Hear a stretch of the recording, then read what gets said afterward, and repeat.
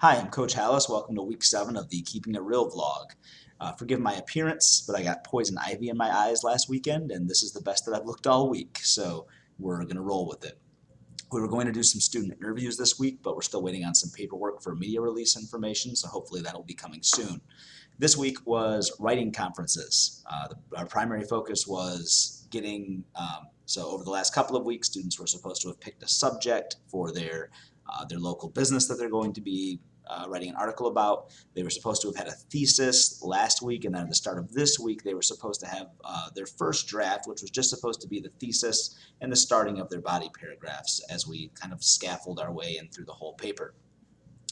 The overwhelming majority of students are behind where they're supposed to be, and this is one of the challenges of doing something that is authentic.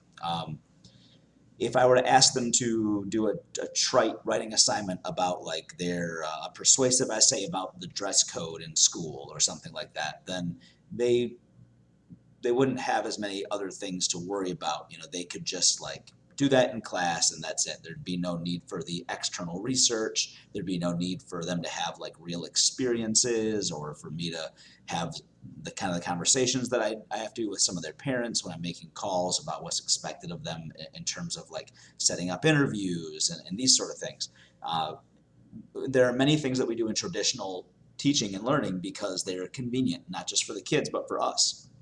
So some kids are farther along than others. Some have barely started. Um, some waffled a lot about what their business choice was going to be, or they come up with a lot of internal excuses about why I can't do this. I don't know what I'm doing. I don't go to places. I don't know anything. And so some of those students have more research to do before they make decisions, and that's just part of the process. So the writing conferences are very important. It's where once students have written a first draft, ideally they would have had a peer review with another student and worked on using their kind, helpful, and specific critiques with each other before submitting that to me. And they're still working on that. They're still a work in progress, even though we've done some of that work with other things in class. And once they've submitted their paper to me, I then give them digital comments and suggestions, and then they have time to look at that and come up with specific questions for me, and then I sit down with each student one-on-one, whether that's just outside in the hallway while the rest of the students keep working on their revisions and updates, or there's a spot in the classroom where we can get off to the side and have one-on-one conversations. So with the students who were here this week, and there's still some changes in class alignments with some kids going virtual and whatever, but with every student that was here this week, I've at least once sat down with them, whether they are somebody who turned in something and I gave them comments and they came in with questions, or if they hadn't written a single keystroke on their paper in the last few weeks.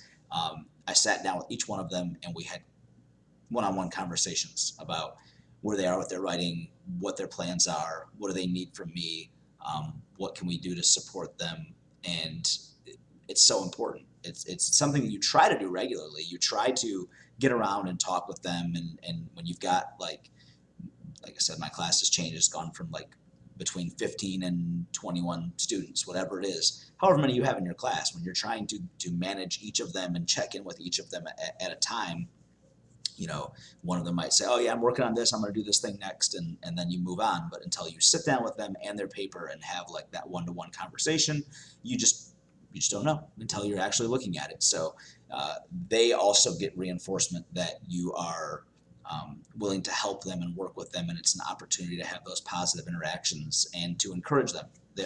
I've had one girl has asked me 3 times, can I just take a 0 on this assignment? Can't you just like fail me? I just don't want to do it. It's too hard. It's too hard. Just give me a 0. And these are opportunities to have those kinds of conversations where you make sure that they know that they feel supported. Um, it's so important to do that. It's so important to have those relationship building opportunities that you can build into any kind of curriculum, whether it is writing or if you're going over the work that somebody showed in math problems, or if you are evaluating how a scientific experiment or setup for one went, or how any methodology was done, and any skills that you're trying to build. When you check in, review, confer with your students, you build in opportunities to most importantly build relationships, and that was the focus of this week.